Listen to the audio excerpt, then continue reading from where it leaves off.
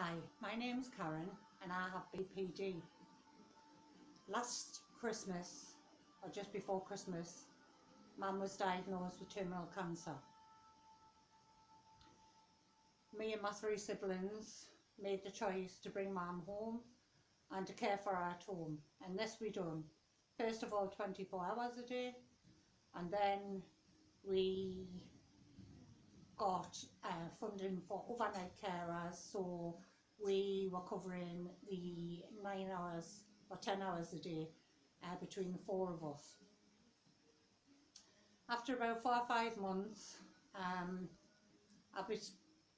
started to feel a little unwell. I was having really bad mood swings. I was really snappy and bad tempered with everybody. I started to withdraw, wanted to stay in my bed, didn't want to really do very much of anything. And obviously, after speaking to my counsellor, it was decided it was maybe the stress from, the 7 days a week of looking after my mum, even though it was only 2.5 hours a day. It was 7 days a week, and it was, basically consuming our lives. Now you might say, well, that's fair enough, she's your mum and you need to care for her. Unfortunately, BP doesn't work like that. So after a lot of consideration and some chats with my psychologist and counsellor, I decided that it was probably best for myself and my illness to take a couple of days off a week and just cover 5 days a week. I approached my siblings with this and said, look, my mood's all over the place. I feel as if I'm losing control of my BPD and how I normally organise it. I spoke to my counsellor, spoke to my psychologist, and they've advised us to maybe step away a couple of days a week and just do something that's stimulating my brain and send some good hormones to make me feel a little bit better on myself. This was unfortunately met with what I can only say a living hell for the next month or so. I was sent text messages by my brother, that were basically saying, you have a duty, you should be doing the same as the rest of us. We work and we're still caring for Mum. And I tried and tried and tried to explain, that I may look okay and they might think I'm okay, and the fact that I've only ever really seen them before when we go to weddings, funerals, christenings, that this is what they've actually seen of their sister, for most of their lives. My other sister come down to my home, which should be my safe environment, and the gate was locked, thank God, but that didn't stop her from standing at my back gate, in my back lane, screaming and shouting abuse, using foul language, saying things about me that were very untrue. I wasn't being lazy, I wasn't shirking my duties, I was genuinely not feeling well and I had to do something about it. I've suffered this illness for 30 years now, and I know this illness inside out, and I know when I need to step back and take a break, from me. Now this constant bullying, as I called it, because that's exactly what it was, if it wasn't text messages, every time I went to my mum's, I was subjected to, the most awful things being said about me, especially by my brother-in-law, which at the end of the day, mate, you're only here by marriage, you're not part of this family. I was told that my mum was absolutely petrified of us, that I was brainwashing my mum, that I was doing all of these things, none of which I was, I was spending time with my mum and having a chat and just doing the things that we normally did. Like I say, this just got beyond a joke in the end, and I got to the point where I was in such a bad place that I thought my only option was to take my life and remove myself from the situation, because I couldn't see any end to it. You know, they were turning my mum against me, you know, telling her things that were very untrue, telling her I didn't care about her, telling her I didn't want to look after her. Do you know, if I went down the house when they were there, you know, I was subjected to snide comments the whole time behind my back. And obviously this was adding to all the stress I was already suffering. So one night after my ex-partner and my friend left the house, I decided that I would take an overdose. So I went upstairs and got a few boxes of paracetamol, 500 in total, and I took the lot. Obviously, because I'm sitting here, you know, that suicide attempt wasn't successful. Luckily enough, my friend suspected something wasn't right, and she had rang me when she got home, and a fellow BPD sufferer, she knew that something wasn't right, so she come back to the house and got me to the hospital. So, like I say, I'm sitting here today, still recovered. Sorry about the dog, like, he's a bit of a camera genius. Oh, thank God, you know, I've got these two, or else I wouldn't be sitting here insane. Anyway, I come out of hospital, trying to pick myself up. My siblings and my mum both knew what I'd done. I didn't receive a text message, no phone call, no nothing. I was just left and forgotten about. This went on for maybe 3 or 4 weeks, and I was battling like hell to turn around and get myself back into a space where I could go back and see my mum. After again talks with my counsellor and my psychologist, we decided that maybe the way things were going, I just wasn't in the right place to be caring for a dying lady. So I wrote I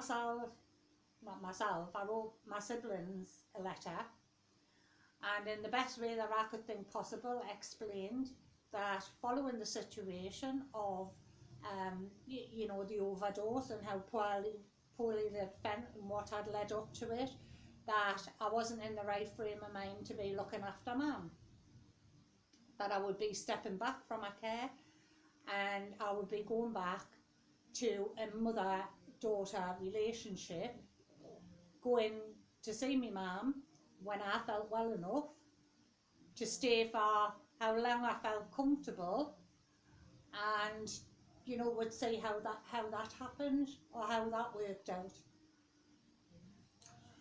Well, this was met with absolute, I just can't even describe the things that were said about me and the behaviour of my siblings towards me. And you know, I just couldn't understand why this was happening, you know. Every time I said I was ill, they said they were ill. And you know, many times I would have loved to said to them, how about you have my illness and I have yours? Because I'd rather have a bad back or a bit of sciatica than live my life with BPD. They weren't happy with the 3 of them, or the 4 of them, because like I say, the brother-in-law had a lot more to say than he really should have done. They weren't happy with, you know, keeping it between the 3 of them, they decided to start, influencing some of their children as well, my nieces and nephews, who are all, I love dearly. I love all my family dearly, and couldn't understand why these people were doing these things to somebody who was poorly and was their flesh and blood. I just couldn't work it out. So I then turned around and started seeing my mum without the others being there, because when they were there, like I say, they made it as uncomfortable as possible for me, and I just didn't feel that was fair on me or my mum to have to sit through it. So I started saying to them, when I come, can you leave, because I'm just not in a good place at the minute. I don't trust my state of mind. Obviously, I was very confused about what these people were doing. Why were they doing this? Why were they behaving like this? Why were they saying that it was my fault? Why were they saying that I was a troublemaker, that I didn't care about Mum? Why were they saying all these things? Because I was doing the best I could with what I've got, with this illness, So I went down one day after saying to them, I don't want to be around anybody but Mum. I don't want to face anybody but Mum. I don't want to talk to anybody but Mum, because I'm just not in a good space, and something very simple is going to trigger me off, and I really felt that I was unsafe. I was feeling things as part of my BPD that I'd never experienced before, and it was quite frightening. I felt as if I wanted to harm these people, because they were stopping me from seeing my mum who was dying. They were stopping my precious time with my mum. And I expressed this to my counsellors, and I said, I just don't feel safe around these people. I feel like I want to hurt them. So I thought I was doing the best thing, making sure they were out of my way, and I wasn't having to deal with them, so it wasn't triggering these thoughts of anger and harm, that I was having. Anyway, one day I went down and my niece and nephew were there. Nobody had picked the phone up just to text me and say they're going down, so it's up to you whether you still want to go or not. Had they given that option, I wouldn't have went, because I knew the frame of mind I was in at the time. Anyway, after a little while, and my anxiety building and building and building, I ended up having a panic attack. Now, I was really scared, because I'm not always sure that I can get myself out of these panic attacks. So I took myself on to the bedroom, because obviously my mum was getting very distressed, and tried to pull myself together around my ex-partner and said, you need to come over and get me, because I don't know if I can get out of this panic attack. My niece then comes into the bedroom and decides to tell me that I should carry a paper bag around in my handbag. I've had this illness for 30 years and found that extremely patronising. The later went on to turn around and, just belittle the way that I was feeling, I needed to get out of there. Mum was crying. She was asking me not to leave. My niece and nephew, or my niece, sorry, I'm not going to bring my nephew into it because he never uttered a word. My niece basically refused to go. So she left me in a situation where I was coming out of a panic attack. My ex-partner had been forbidden, supposedly by my mum, which later turned out it was actually my brother and the other two, and not my mum, who had said he wasn't allowed to come down anymore.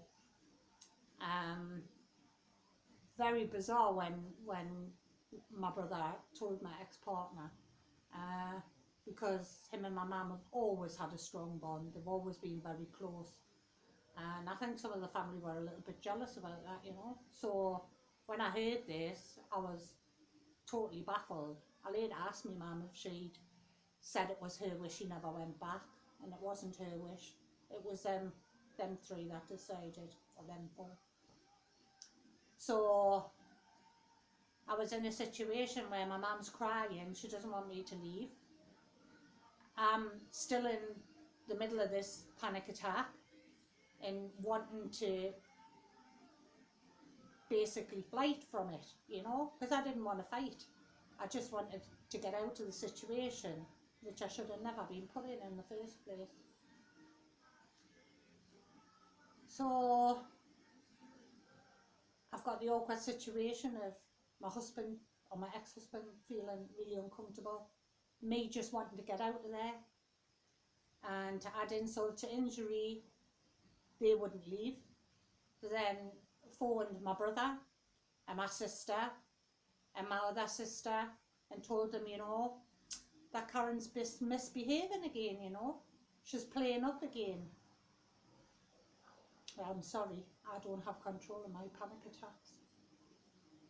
You're not a doctor, you know, telling me paper bags and comms from the chemist would sort out my panic attacks was laughable, you know.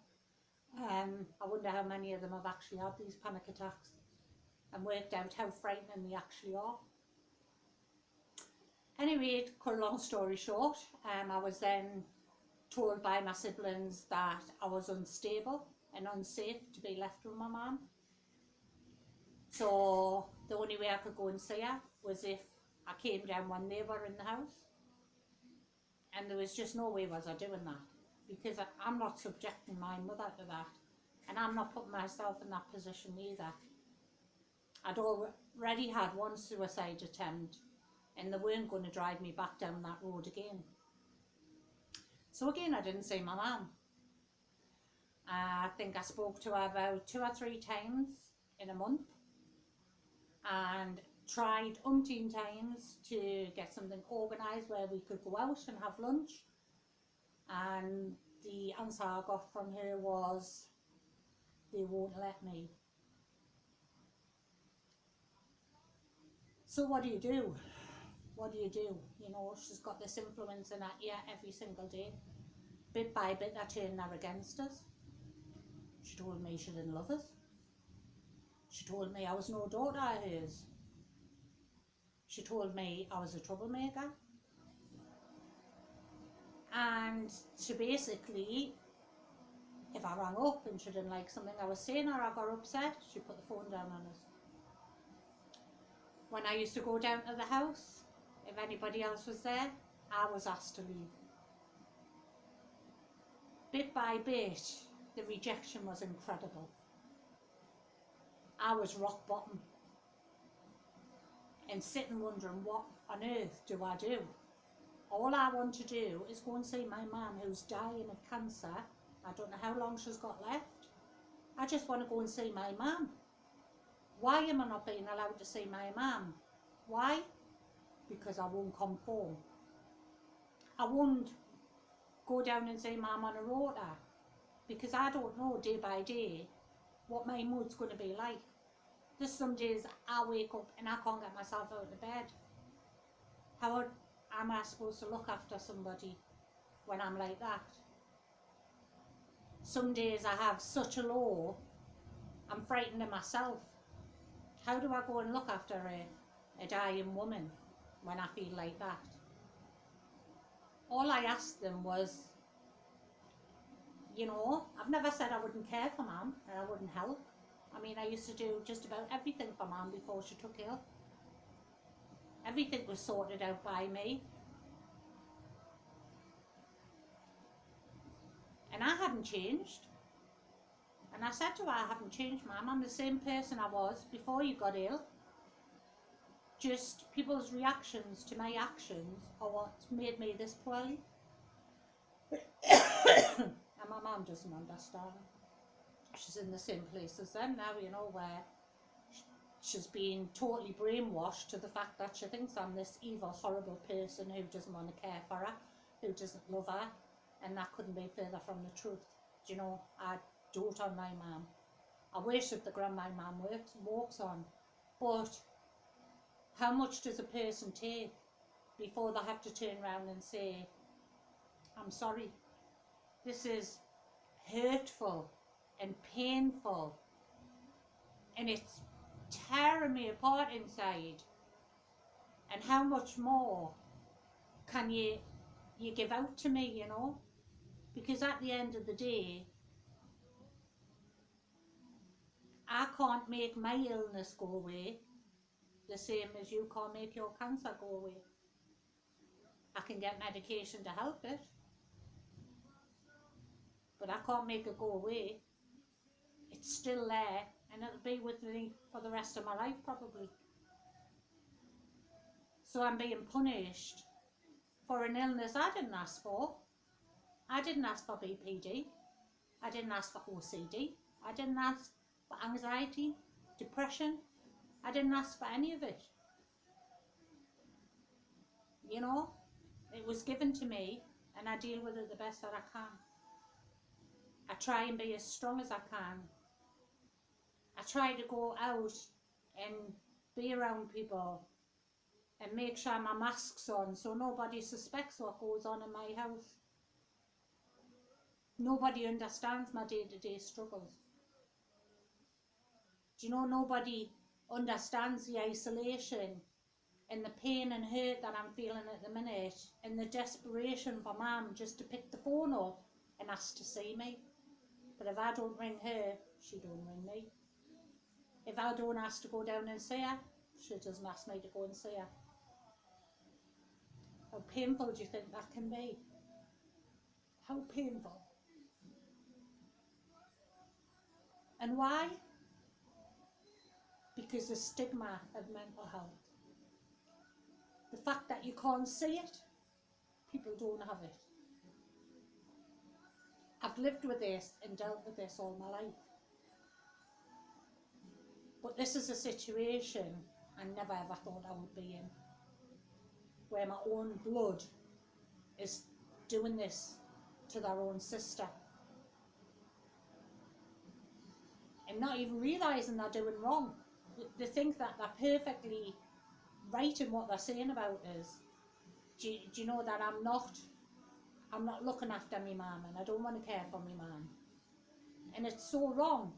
It's so wrong. All I need to do is be able to pick the phone up in the morning and say, right, I'm okay to go down and see my mum for 2 hours today. I'm okay to go and see her for 3 hours today. Or I'm not too good, so I'm just going to go down and see mum half an hour today. I don't think that's unreasonable. They want me to go on a rota system and do, you know, the same hours as them. But I'm not the same as them. I'm an individual with an illness that I can't control. And if I go on the rota and I get up one day and I don't feel very well, and I don't feel like I can cope with the day, then we'll have to start the process of getting that shift, as they call it, covered. Why do they need that extra stress? It's just so easy to say, right, okay, we'll work around you because we understand that you're not capable of doing the same things as us mentally. And this message, very long-winded as it is, and probably very, very complicated, is just a simple, if you have this situation in your family and you have somebody who has a mental illness, please, please, please listen to them. Because you can probably guarantee in 90% of the cases, it's not how they want to act, it's the way that illness makes them act.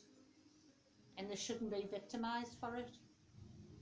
Do you know I'm a victim of my family and my illness? And I can't do nothing about it. They won't let me see my mum without them being there. And I won't see my mum when they're there because it's not good for either of us. So I'm left now not knowing how much longer my mum's got and not being able to have a relationship with her. and it's unbearably hard. Thank God I've got my counsellors and my psychologists, because at the minute they're the only people that are telling me that I'm doing nothing wrong. They're the only people that believe and know my illness and know that I'm not doing anything wrong. You know, that I'm listening to their advice in my own body, and that's not wrong. You know, at the end of the day, my mum's coming to the end of her life. I'm still got years to live in my life.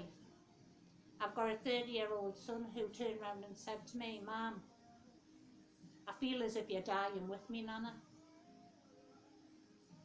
I feel like I'm losing my mother, and I need my mother." When was the last time we laughed together, he said. When was the last time we talked about something other than all the drama going on at Nana's? I want my mum back. And that broke my heart. Broke my heart.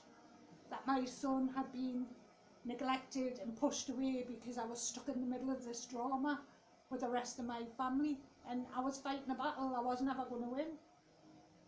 And all the time my son's sitting back, just the same as me, waiting for his mum to pick the phone up and want to speak to him,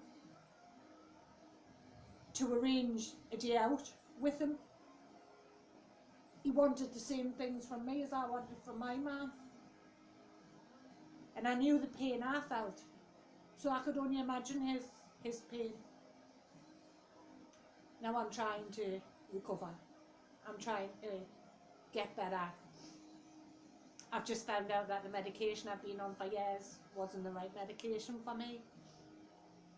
They were treating me for anxiety and depression and not for BPD. Now that is going to be resolved, but for 30 years I've been in the mental health system and I haven't worked that out. This could have maybe saved my first marriage. Maybe it could have saved my second marriage. Maybe it could have saved all them friendships that I've lost over the years because people can't accept me or can't accept my illness as part of me, which is so sad. So sad. So I just felt I need to get that out there, and just beg anybody who's going through the same thing, please support each other. Please be there for each other. I've got nobody. I'm in this house alone with my 2 dogs. My son works so many hours I don't hardly see him. And I sit here day after day after day waiting for that phone ring. That my mum actually wants to speak to us. That my mum might actually tell me she loves us. Will that day come? I don't know. All I've got to do is sit here and hope. And know that I kind of keep on putting myself through this day after day after day, because it's making me so ill, and I should have never been put in this situation by the people that should be loving us, should be supporting us, and should be there, being there for us. Please don't judge people with mental health issues. We don't ask for it, but we have to live with it. And it's really not fair. If you've watched this to the end, I thank you so much. I hope I've given you a little bit of insight into BPD and mental health issues and how it can affect people's daily lives. Like James Arthur says, you're nobody if nobody loves you. Thank you.